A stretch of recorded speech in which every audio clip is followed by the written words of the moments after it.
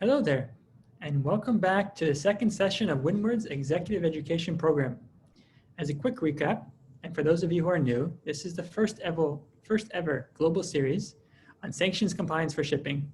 We are privileged to have with us the leading legal experts from London, Washington, D.C., and Hong Kong. These partners at Blink Rome, Ince, Reed Smith, and Steptoe & Johnson together have over 100 years of experience in this fast-changing area.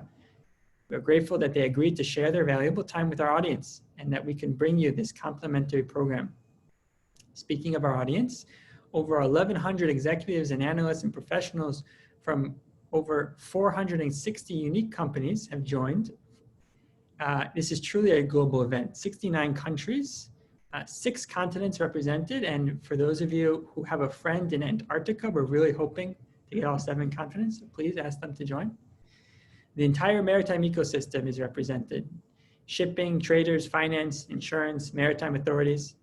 We all understand that it's beyond compliance. It's about how we turn managing risk from a business blocker to a business enabler. I'm Michael Horowitz, Head of Commercial Product Marketing at Windward, and I will be hosting this session and the whole program. A quick reminder, this is the second session of a 3-part program. By attending all 3 sessions, you will get a complete view of the challenge and gain the tools to meet it. If you missed the first session, you can watch the recording and still receive the certificate. A few words about Windward before we begin. Our vision is to digitalize the maritime ecosystem to help organizations achieve business and operational readiness by making future-forward decisions. The largest countries in the world partner with us to secure their maritime borders, like the US, EU, and other major countries in Southeast Asia. Windward clients insure over 75% of the world fleet. Recently, organizations exposed to maritime risk, like banks and oil companies, have turned to Windward to help elevate their compliance. When it comes to managing risk, it's all about trusting your partner. The best in the world rely on Windward insights and technology to understand what's happening at sea, both the known and unknown invisible activities happening every day. This educational program is another way we are contributing to the success of the maritime ecosystem as we collectively raise our standards of transparency and accountability. Today, we are thrilled to bring you experts at Reed Smith for this session. Ms. Lee Hansen and Mr. Alexander Brandt lead the sanctions and export practice at Reed Smith. Over the course of the next hour, they will introduce key elements of an effective risk mitigation framework. This will build on the previous session that we had last time. Please send in your questions by clicking on the Q&A button at the bottom of your screen. In the interest of privacy, we won't reveal your full name or your company unless you specifically indicate otherwise. We'll, of course, try to get to as many of your questions as possible. And now, over to the team at Reed Smith. Great. Thank you very much, Michael. Alex, if you can get our slides up, that would be great. So Morning. Alex, wonderful, thank you. So Alex and I spend a significant amount of time putting together compliance programs for our clients. And I think we have a fairly unique perspective on the issues that are facing those, particularly in the shipping community, as well as in the finance market. I think, unfortunately, a lot of our work happens as part of an enforcement action, meaning a company did not necessarily have a compliance program or didn't have much of a compliance program and ended up inadvertently committing some violation of some sort. What we're really hoping that you take away from this presentation and this series of presentations is the importance of investing the resources into developing your compliance before these issues actually arise.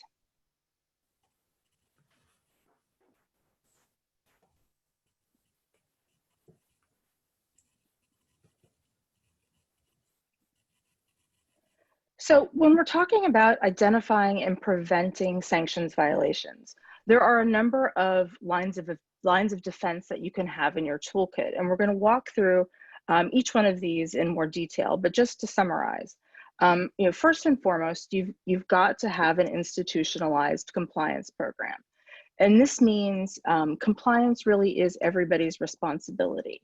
You can't leave compliance to just a few key people. It must be everyone's job. When you hear us talking about maintaining these these several lines of defense when it comes to stopping potential violations. That can't happen if you only have one person within the organization or just a couple of people within the organization who know what to look out for. Everybody within the organization, I think with very, very few exceptions, really needs to understand the basics and needs to know what to look out for. AIS due diligence and AIS manipulation clauses. We're going to talk in a minute about really what that means for the industry, but we're really starting to see, I think, more and more AIS language and requests for language to be added to agreements, and it's becoming much more popular, I think, particularly in the past few months. Monitoring vessels throughout the life cycle of the transaction. What that means is obviously going to be very different for each organization and the different roles the companies play within the life cycle of the transaction.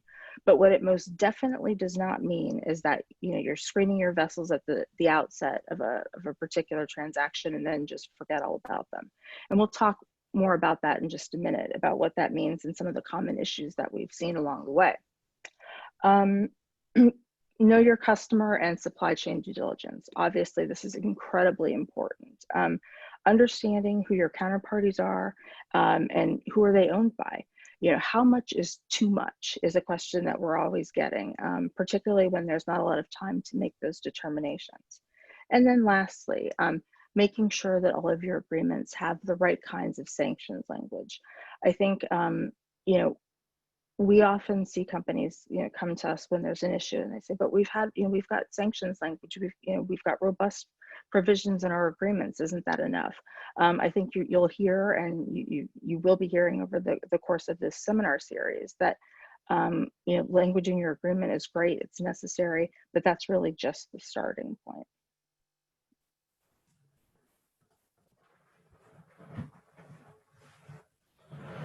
So why is all of this important? I think gone are the days when non-US companies in particular could say to themselves that US sanctions didn't apply to them and that they were low risk. I think so. Perhaps in the past it didn't necessarily make a lot of sense to invest the resources into sanctions compliance, but as we're starting to see more and more, having a compliance program is really one of the most effective ways to prevent violations from happening at the outset, but also will significantly reduce the impact of those violations when they do happen. Alex is going to be talking about some recent cases involving compliance programs so that you can see what just a difference compliance makes. But it's really important to know that a compliance program is key when the regulators do get involved. And when we talk about a compliance program, we aren't talking about just a policy that you copied from your buddy and then stick on a shelf and forget about for 4 years. One surefire way for regulators to quickly figure out that your program is not up to snuff is when they ask to see your policies and procedures, and it refers to somebody who left the company 5 years ago. I've seen that happen before, and it's not too pretty. So not only is a written compliance program more likely to help you prevent violations and reduce any potential penalties that may be imposed, we're also seeing counterparties starting to require evidence of having a sanctions compliance policy and procedures. These types of requests are becoming more and more common, particularly for financial institutions and large multinational organizations. They want to know and they want to understand that the people that they're doing business uphold the same values that they do. But lastly, if you're considering, for example, selling your company at some point, all purchasers are going to want to see evidence of your compliance program, and you don't want to be scrambling at the last minute to put something like that together. So there's a number of different reasons why you would want to have a compliance program in place. And with that, Alex? Thanks very much, Lee. Good afternoon, everyone. Just to pick up on some themes of Lee's previous slide, and looking at OFAC's position on risk mitigation frameworks, compliance programs, we have a number of sources that we can draw from when pulling together a compliance program. And I think two of the most important are the 2019 framework for OFAC compliance. This isn't a shipping specific document, but it's broadly enough drafted that it can be applied to the shipping context, and particularly when read in conjunction with the much more recent May 2020 guidance, which is specifically addressed to the shipping community. I think I should also mention, and it was mentioned in the previous presentation, that OFAC, the UK regulator for sanctions, has also brought out a guidance. And if you have exposure to the EU and the US sanctions regimes, it's obviously important to look at that document as well. Although I would say that many of the key themes are picked up by OFAC and are drawn from OFAC. Lee talked a bit about how sanctions compliance programs are so important when the regulator does come knocking. And I think these three examples on the screen are really great examples of the relevance of compliance programs. In the first two, you can see that a penalty of some $600,000 was imposed against transactions of 75 million maximum penalty. And one of the key reasons for that, if you look at the decision from OFAC, was that there was a compliance program in place, coupled with an undertaking by the organization to review the compliance program and to update it. And same again with Eagle Shipping. There was a penalty of just over $1 million US for transactions valued at 1.8 million.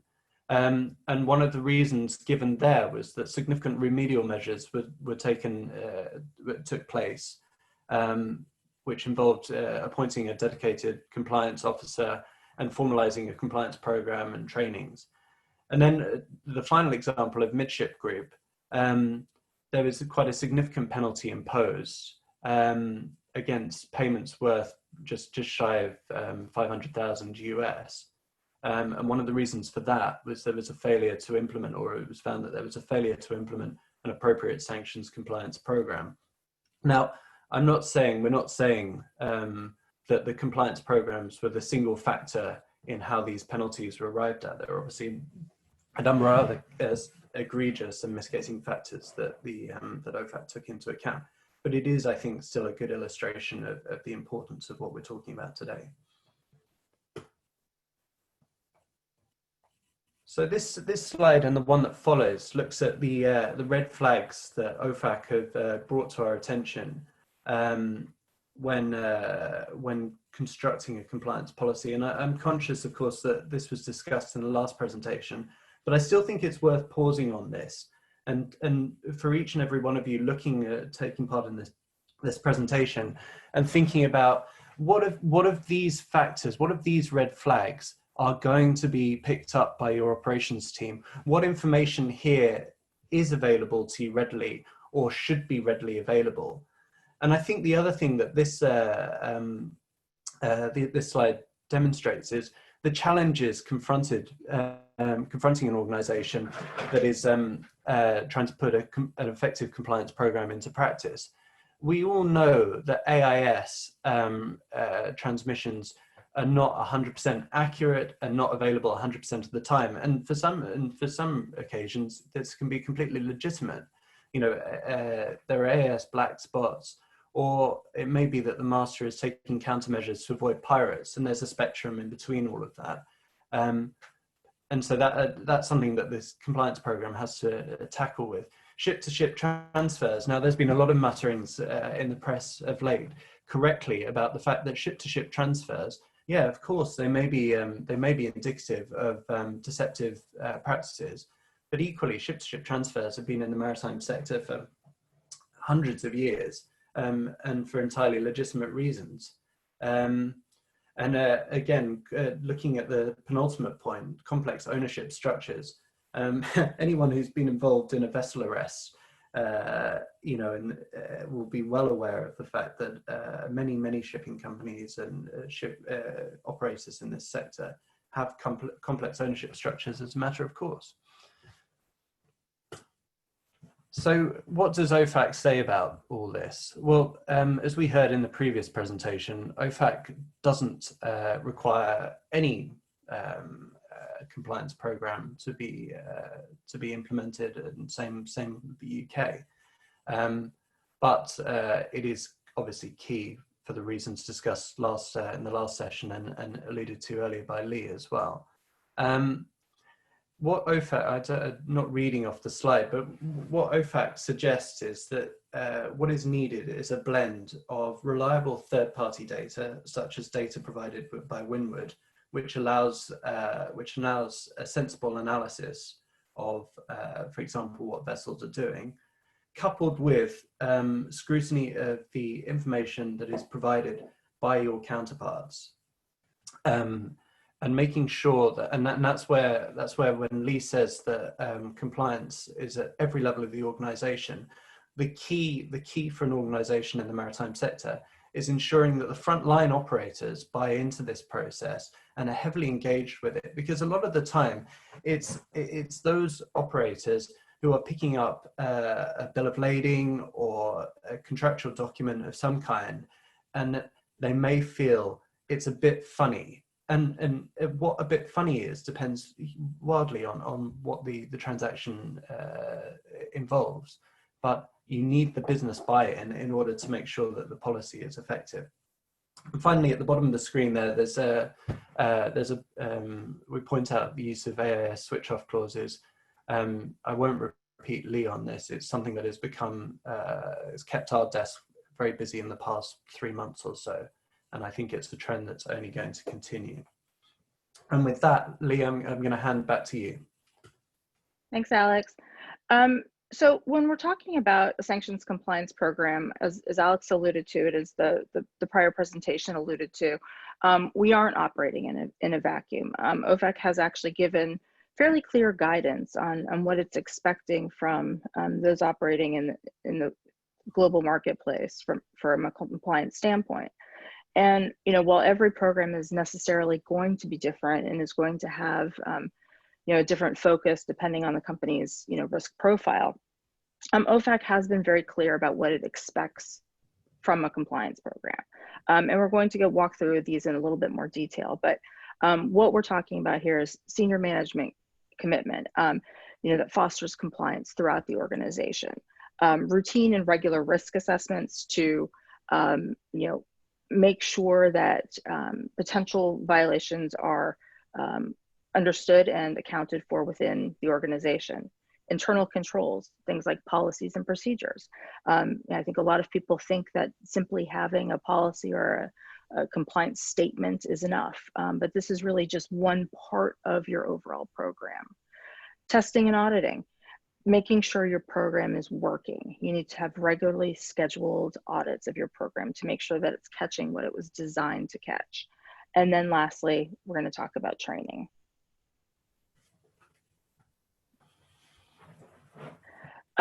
So first, when we're talking about management commitment, what actually are we talking about? And this is really this whole concept of the tone from the top. Is management involved in developing the program and implementing your sanctions compliance program? Have they provided the necessary resources to ensure that it can work as designed? This includes things like appointing a compliance officer or a responsible person. Now, for some organizations, this might be one dedicated person who's solely responsible for sanctions or sanctions export compliance, or all types of compliance without the organization. For others, smaller organizations, compliance may be part of their other responsibilities, but it really should be somebody whose primary focus is dedicated to compliance. And it certainly shouldn't be a role that's viewed within the organization as something simply as administrative or a check the box function. This person needs to have the authority to raise issues when they come up and not be afraid that their job might be at risk. Something that Alex and I occasionally see are compliance persons who report to, let's say, for the director of sales or the director of marketing or some other similar position. And while I'm not going to tell you that can absolutely never work, I think certainly there's going to be a bit of an inherent conflict of interest there that might not be easily rectified. So you want to think about where that person should be sitting within the organization and who they should report to. Senior management also needs to be able to demonstrate that they're taking compliance seriously and ensuring a culture of compliance throughout the organization when there is wrongdoing, even among senior management. Or high performers, quite frankly, you know, and that make sure that there are repercussions for any wrongdoing. There's really nothing more disheartening to hear from employees when we're doing an investigation. Something like, you know, everybody knew that this was going on, but we were afraid management wouldn't do anything about it, or they wouldn't care about it because so-and-so is just too important to the company. And that's not the message, whether, you know, stated or implied, that your employees should be receiving. It should be understood that, you know, everybody is responsible, and everybody could face the repercussions for sanctions issues. Yeah, definitely. I mean, it's we've a number of cases we've worked on together. You know, it's the point of departure is where there hasn't been the management buy-in. You know, the processes are there, but applied selectively. Absolutely. Okay, well then moving on to the risk assessment. I mean, this is exactly as it sounds.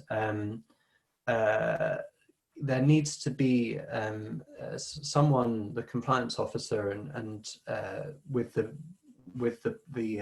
input of the relevant business units, to take a step back and look at the organization as a whole and really recognize where do the risks lie, where do the risks lie, and some of the good stuff. There is no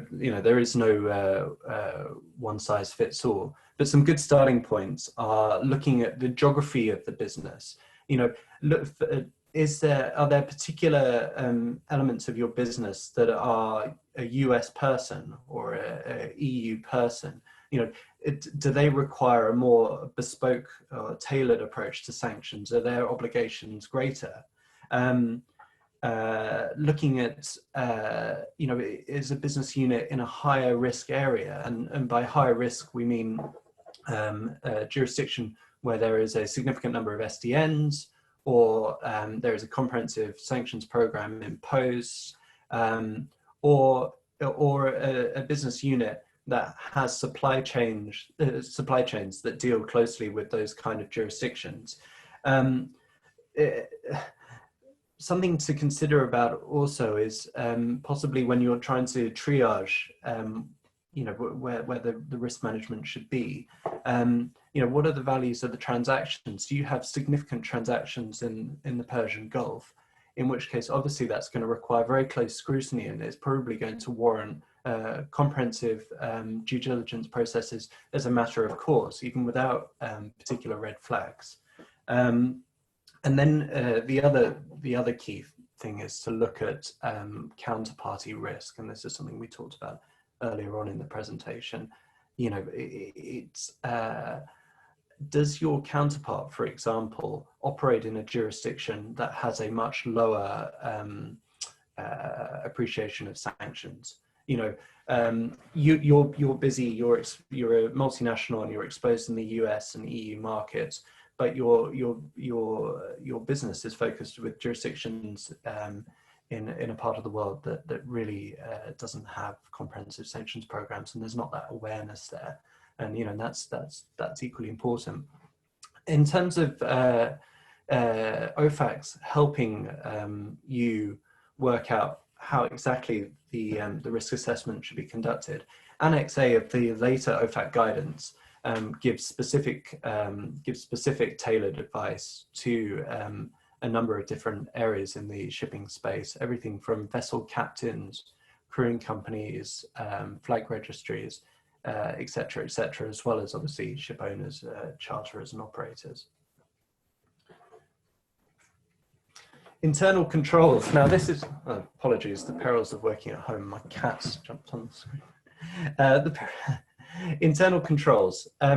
What we're looking for here is written policies that can be clearly understood and followed by frontline operators and not just the compliance team. You know, they need to be an accessible document and not gathering dust on the shelf. Now, I think Lee will agree that one of the biggest problems that we found when we've been dealing with investigations is that there is a policy, and it's often very well thought out and prepared, but the organization is expansive and it has a number of different business units, and the policy perhaps doesn't capture the business unit that is affected by the violation. And what has happened is that the operator has looked at the policy and seen the first question, is that, just by way of example, is the vessel that is providing bunkering services flagged with Iran? And the business unit in question is dealing with a commodities, deal. So it says, oh, okay, well that question's irrelevant, and therefore the whole policy goes out the window and let's just get on with it. So I think it's incumbent on the organization to make sure that that kind of thing doesn't happen. The second point on the slide, clear lines of escalation, and this comes back to the discussion we were having about senior management buy-in. You need a policy that is rigid insofar as it's clear who the frontline operator is escalating to, and it needs to be clear that it's not a discretionary thing, or we can escalate it but not this week because XYZ is on holiday, or they're really busy at the moment and the organization's dealing with something else. It just needs to be a codified practice that ensures that the information that is required of those in the compliance team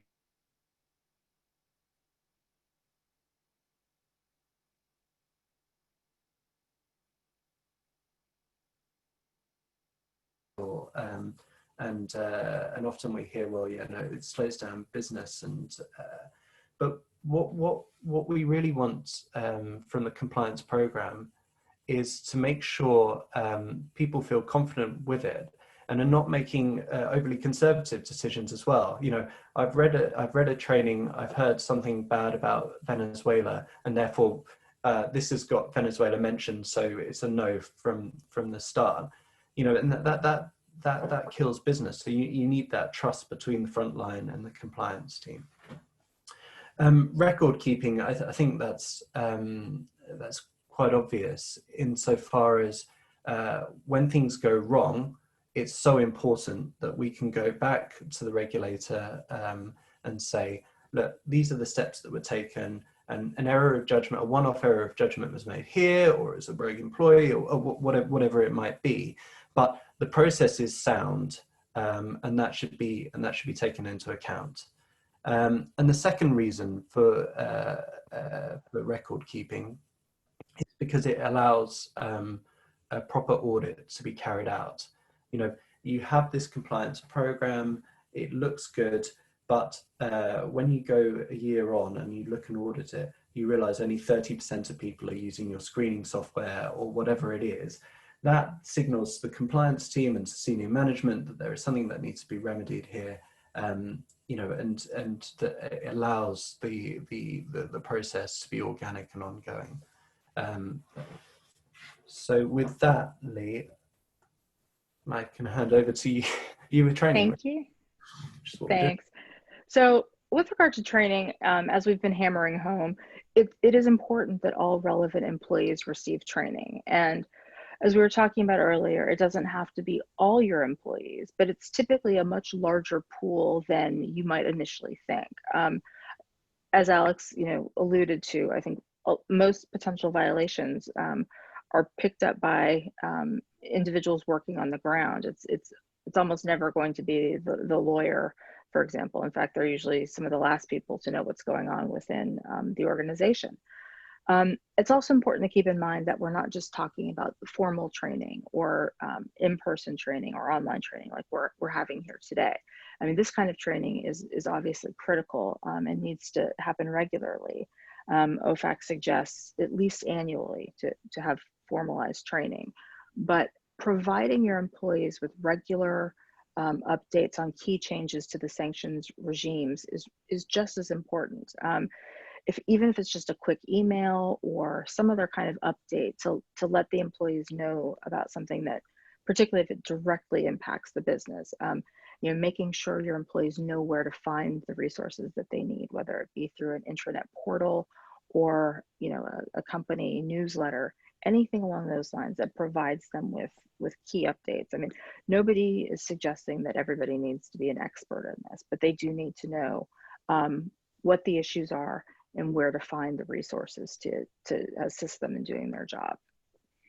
It's also really important for your employees that the training that they receive is relevant.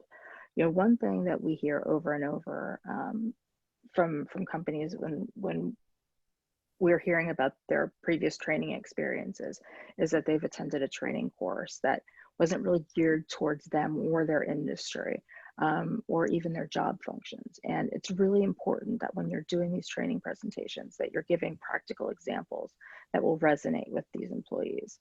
So if you're a broker, for example, your employees aren't going to be particularly swayed by these multi-billion-dollar cases involving banks. Or if you're a non-US entity and you send your employees to training focusing on US defense companies, it's likely to sort of have them tune out and not really understand the relevance. So you want to make sure that any training that you are giving is industry and organization specific so that your employees really understand and appreciate the relevance to them. I mean, Lou, when we've given, and we do quite a lot of training, and normally the structure is that we give, one training session to frontline operators, a more detailed one to the compliance team, and then also for separate ones for senior management. Absolutely. Exactly labouring the point that you make, which is that different people within the organisation have different functions, but the onus to take ownership of sanctions is on everyone. No question. So we've deliberately kept this presentation short because I've seen as we're coming through that the comments and questions have been flooding in, and we want this to be an interactive session, and so we welcome comments from the floor, really. Thank you, Lee and Alex, for a really great presentation. And so, like I mentioned, we're really looking forward to your questions. Please send them in now, and we've already have a whole bank of questions to start answering right now. So we're going to start off with one that targets a risk-based approach. The question is as follows. In managing our compliance obligations, one of the common themes that come up when designing controls and resource applications is the application of a risk-based approach. Appreciate if you can comment, share your views on the applicability of applying a risk-based approach in applying vessel tracking measures. Alex, do you want to start with that one and I can jump in?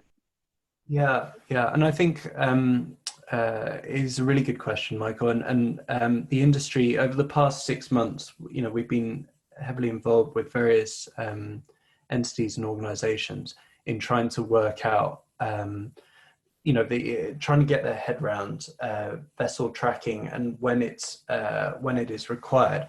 Now, there is no one right answer.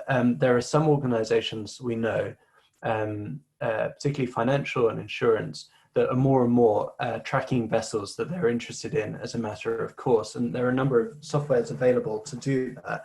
And it's probably my moment to shout out to Michael and to Windward, because I know that you guys have been heavily involved in advancing that. And so I think with that technology now available, there are fewer and fewer reasons not to keep an eye on what vessels are doing. And Michael, perhaps it's unfair to put you on the spot, but is this a moment for you to explain a little bit about what Windward does? Definitely. Like you mentioned, we are providing a service that allows companies all across the maritime ecosystem, both those that are financing ships, but those that are doing trade finance, so the ships involved in the transaction, insurers, and obviously ship owners and operators, to basically make sure the ships that they're doing business with are safe for business. and also obviously for acquiring ships, pre-acquisition due diligence. So all those things, and it goes beyond a little bit beyond the vessel tracking. Really knowing where a ship has been is not enough to know what it's been up to. And as we'll see from some of the questions that our audience asks, they're specifically concerned about activities such as ship-to-ship transfers. So that is definitely something we are happy to help out with, and you can obviously be in touch with us after the series to explore that further. But thank you for your answer. And we're going to move on to the next one, which is actually connected to that, which is specifically from an FI's perspective, right, financial institution, what will be the most appropriate approach when encountering a suspicious ship-to-ship? For example, during review of trade documents from a customer or some other time. So I'll hand that back over to you.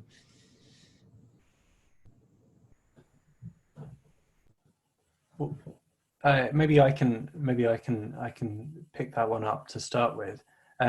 I think it starts, or for me, it starts with contractual language, and this was something that Lee opened up the presentation with. You know, financial institutions are getting far more sophisticated about understanding what the underlying assets are doing, and indeed we've been involved in a number of investigations where financial institutions have found that vessels that they were funding, but really, you know, they once they've been provided to the borrower, they've taken a step back and just and trusted that everything was going to be okay, and it hasn't been.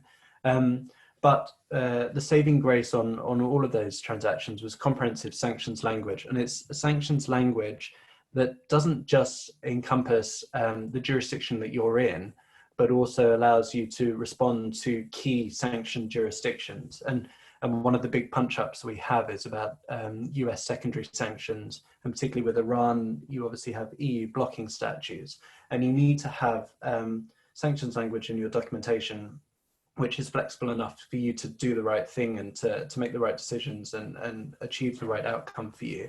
That language will dictate what exactly you can do if you see suspicious activity. Obviously, the first step is to investigate, and that will be obtaining documentation from your borrower so that you can assess and you can take to a third party, you know, lawyers as needed to see whether there's a violation and see how that marries up with the sanctions language in your documentation. And then that will really dictate how you take things forward. And again, I'm sure that Windward will be extremely helpful in that regard in really assessing, you know, was there something untoward with the SCS activity. I think, and oftentimes, you know, a lot of it comes down to being able to get just cooperation from your borrower, because a lot of the activity often happens on the charterer side, and you may not have any right to obtain documentation or information from that charterer. And so it's important to try to have a good working relationship to try to get to the bottom of what's going on. So a lot of times, you know, as Alex mentioned, you know, it's great to have, you know, robust language in your agreements to allow you to get to the bottom of some of this. But a lot of times we know that that's not always possible. And so you really need to try to be creative and try to work with various parties who may have that information, because obviously you don't want to be stuck in a difficult situation where everybody's facing a potential sanctions action. Thank you. And this next question is actually related to your comments about the language of the contract. Can you give some examples of effective AIS clauses that you've seen? Alex, I'll let you do that one. I know you love this one. I do, and again, it's something that the industry has really been grappling with. And the key to AIS switch-off language is in principle, obviously, it's a very good thing. It's a useful thing, and it's something that ordinarily we would expect all parties to be on board with. You know, if there's pushback, then absent good reason, that may be a red flag in itself. I think though that the early versions of these clauses that we saw were the ship must ensure at all times that the AAS is broadcasting, and it is a repudiatory breach if it is not. And this is obviously far too narrow. The SOLAS Convention doesn't require such a high standard. And there are legitimate occasions when the AAS can be switched off. Or you have situations where the AAS just simply isn't working, mechanical error or just out of range from a receiver. So I think the language does need to be a bit tailored. I mean, we've seen different approaches to it. It might be that a period of time where the AAS isn't broadcasting might be an appropriate sort of caveat around it. And also tying the AAS language to the SOLAS Convention rather than a hard and fast, it's off, you're out. Thank you, Alex. Actually, what's really interesting about AIS, and this is something Windward does have a lot of experience in, is the difference between what we call a lost signal and a dark activity. So what you mentioned, there are many reasons AIS can be lost. Many times it's just an issue of reception. And what Windward is able to do is differentiate between those normal cases, 9 out of 10, just a loss of signal, to that one time where the vessel has deliberately turned off its AIS in order to perhaps conceal some sort of illicit activity. So that's definitely key to reducing the noise and being able to effectively enforce such a clause, is to be able to differentiate between those two different types of AIS lost. And we'll share afterwards, for those who are interested, we've written up a guide to doing that. So fantastic. Okay, so moving on to the next question. This is more regarding to record keeping. The question is, how long is a company bound to retain records of containers and vessels? So it really will vary depending upon the jurisdiction. The United States requires that you keep records for up to 5 years following the last transaction. So that can actually be the last date of the movement of the vessel or some other activity. So typically we recommend 5 years. I know it's a little bit different in the UK for sanctions violations and export violations, but typically we're seeing 5 years for that as well. Okay. And next question is, some maritime jurisdictions require ships above a certain tonnage to have electronic independently audited oil record books, part 1 and 2, for cargo, ballast, etc. Can this be considered a panacea for most issues from a compliance perspective? I mean, probably not. I mean, it obviously goes into the pot, and that provides useful information. But what we're looking at in terms of sanctions compliance is the type of trade, the jurisdiction involved, and the counterparties and the supply chain. And so, although records such as that are helpful, it is not enough. And sadly, this is something that Lee and I run into time and again, is reliance on a process or some sort of vetting system, and sort of saying, okay, well, that's in place, and that's us covered off. And sadly, the sanctions that we deal with now are sufficiently complex in nature that you have to go a bit further than that. Okay. Thanks. The next question is specifically around marine cargo insurance, but I think it could be applicable to many of the parties here. The question is, what are regulators' expectations on firms that do not receive vessel details as standard practice? I work for a firm that provides marine cargo insurance only, and we would not be covering the vessel. We purely cover the goods being shipped. Therefore, it would be very difficult for us to track, monitor vessels, as we do not have a relationship with the vessel owner management team. Is this where a risk approach to vessel screening tracking can be taken? And just again, to read it, I think this is a question that having to do with the lack of full visibility for many of the people and many of the parties in the maritime supply chain, it's relevant to them as well. Yeah, I think that's absolutely right. And I think that is one of the issues, is because I think a lot of times people, they either expect that they have to do absolutely nothing or the whole, kit and caboodle. But it really is, it's a risk-based approach. And if there is no visibility, if there is absolutely no way that you'll be able to know who the counterparties are, I think what the regulators expect is that you do as much as you can as far as due diligence goes. And that's where it's also going to be increasingly important to have more robust contractual language, making sure that you do have audit rights where you can, so that if issues are repeatedly coming up, that you are able to either terminate those agreements or make adjustments to your contractual relationships. Because if you have situations where issues are repeatedly coming up, because you may find out about them after the fact, what you want to be able to do is to deal with those things on a more proactive basis. So perhaps you can, terminate the agreement, or say, down the road, you're not able to deal with certain types of cargo, or certain types. We don't want you engaging with certain types of parties, but you may not be able to deal with that in real time, unlike other parties to a transaction.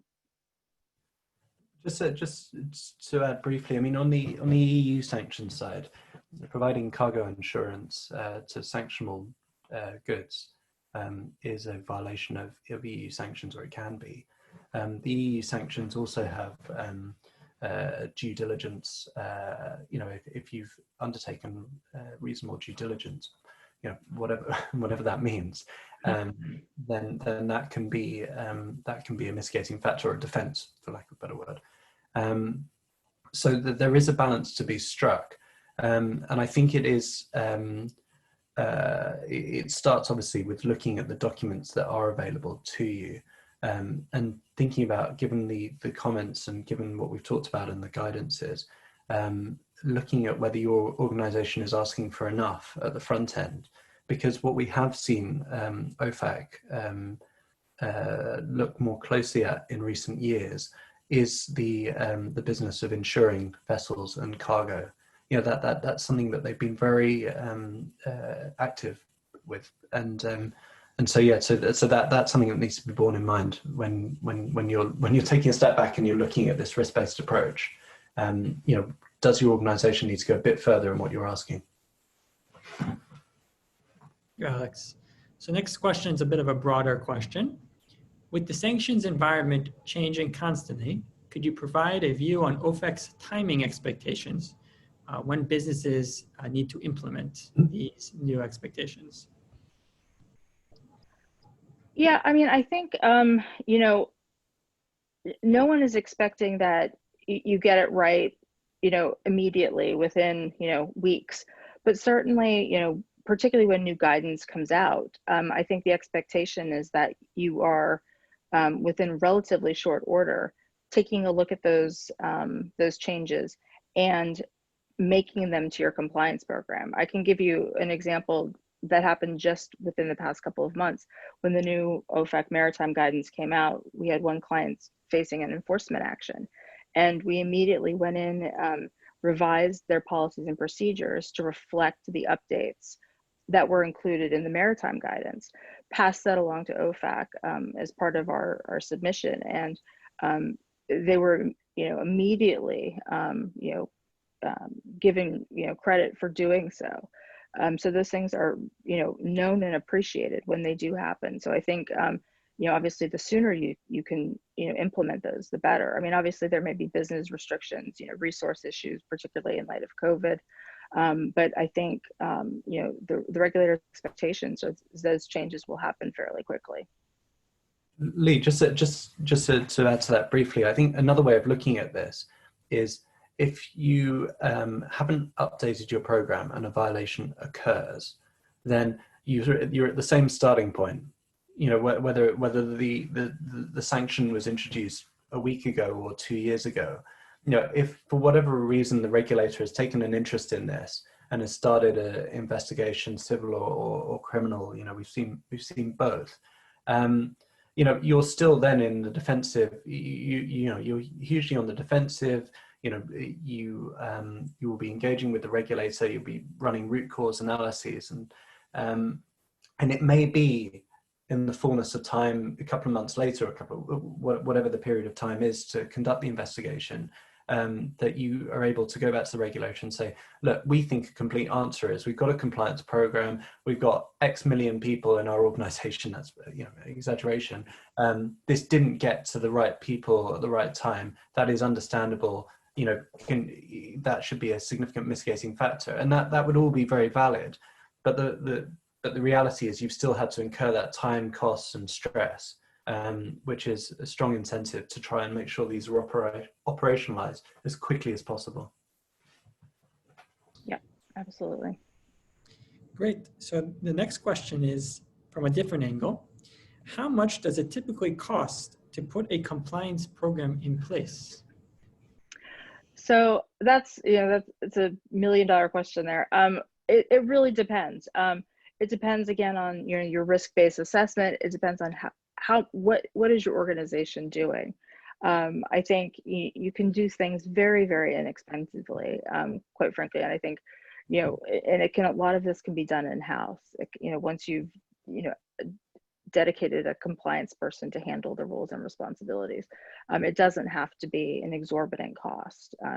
Certainly, there are very evolved compliance programs for large multinational corporations that span several business units. But I think for a smaller company starting out, you can put something in place for very, very reasonable amount of time and money. And we do, don't we, Lee? That we do. So the next question, who is the right person to serve as the compliance officer for my organization? Does it have to be a lawyer? So this is another question that we get quite frequently. It definitely does not have to be the lawyer, and it just needs to be somebody who is bright and tenacious and has the ability, as we said earlier in the presentation, who's been given the authority, delegated the authority to stop transactions, to question transactions. You don't want somebody whose line of authority reports up to the sales department or is otherwise going to be somewhat impeded by making decisions that that could impact the sales decisions. So you want somebody who has a little bit of independence. We typically see it somewhere in a legal department, for example, often in finance as well, but somewhere in that realm, I think is really the best place to place your compliance officials. Thank you, Lee. The next question is actually about our government side. What is the role of national maritime law enforcement entities, particularly those based in high-risk areas, in sanctions compliance? How would you recommend their role and cooperation with private entities be strengthened? Well, Alex, do you want to start talking about, we could talk about the Singapore issues, for example? Yeah. It's, I think the role of national maritime organizations, it starts with dissemination of information. And this was a key theme, that was picked up on in the first presentation. Obviously the best mitigant,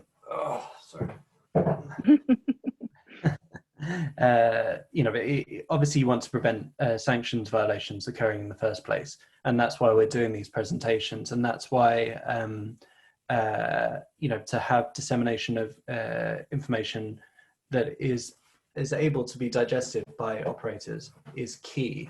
And then, Lee, you're absolutely right, and we've seen the Singaporean authorities particularly active in engaging with Singapore domiciled or flagged vessels, in discussions with owners and entities in respect of potential sanctions violations, even if it's not a violation of Singaporean law. but obviously there is engagement across different national maritime organizations, and we're seeing that information sharing and that information gathering taking place. And so engagement with your operators and engagement with vessels flagged in your jurisdiction is key, because the reality is that if OFAC designates a vessel that's subject to secondary sanctions, even if you're based in Uruguay, it doesn't matter, because the impact on your business is extraordinary. Thank you, Alex. And actually, I'm not sure if you mentioned it, but I believe on the list of entities targeted in the advisory, I believe flag registries and port state control authorities were also mentioned. And so there's some nice guidance for them as well. So the next question is, in your experience, what type of organizations are OFAC actively targeting? Predominantly banks, U.S. shipping companies. What about marine insurers? So I think fortunately for the marine insurers, they've been left alone for a little while. We don't know if that is about to change, but I think for the most part, they've been on the sideline of all of this for a little while. I think we've seen primarily, the owners and operators bear the brunt of it on the marine side, and certainly, financial institutions, have really been a significant focus of OFAC enforcement. But I think, really in the past couple of years, we've really seen a significant amount of interest by OFAC in the maritime industry. I think it's an area where I think they've really realized that they can, quite frankly, get a lot of bang for their buck, and have really turned a lot of resources to this particular area. Yeah, and Lee, just to add to that, I think the international group of P&I clubs has been very proactive in recent years in ensuring that they engage with the regulator and ensuring that the way they go about sanctions compliance has really been first class. So I think part of the reason why we haven't seen, if you just look at the history of designations by OFAC, you won't see any marine insurers on there. But I think a key part of that has been that they've been very proactive at trying to stay ahead of the curve. Thank you, Alex and Lee. And this will be the final question before we close. So what is the right place for a CCO, assuming that stands for Chief Compliance Officer, in an organization chart? I think we touched upon that a little bit. If you have a legal function, somewhere in the legal department is always good, but I think finance is another good place to put that, someplace where there's other regulatory compliance issues to be dealt with, I think is really a good place for that. Okay, so that was the final question. If we didn't get to yours, no need to worry. We'll be in touch with an answer in the coming days. We will also share a recording of the session. Save the dates for the next session. This will be September 29th. Please note that this one will be slightly different hours. There'll be one 9 a.m. Hong Kong time, and then 2 p.m. UK time, which is 9 a.m. Eastern time. It will feature Julian Clark, senior partner at INS, and Matthew Thomas, partner at Blank Rome's Maritime Practice. The topic will be overcoming obstacles to effective risk mitigation. They will especially focus on what to do in cases of investigation and/or enforcement action. That's all for now. Hope to see you again soon. Stick around for the survey. Once again, thank you very much to our speakers, and have a very good morning, afternoon, evening, wherever you are. Thanks very much.